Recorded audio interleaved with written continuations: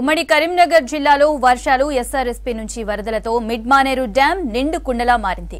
వరద అంతకంతకు పెరుగుతుండటంతో మిడ్మానేరు డ్యాం 7 గేట్లు ఎత్తి లోయర్ మానేరుకు వాటర్ రిలీజ్ చేస్తున్నారు. సుమారు 10,300 క్యూసెక్ల వరద మిడ్మానేరు నుంచి లోయర్ మానేరుకు వెళ్తోంది. అటు అన్నపూర్ణ రిజర్వాయర్ కు 6,400 క్యూసెక్ల నీటిని రిలీజ్ చేస్తున్నారు. ఎస్ఆర్ఎస్పీ నుంచి 13,000, మానేరు మూలవాగు నుంచి 2,600 క్యూసెక్ల వరద మిడ్మానేరుకు వస్తోంది.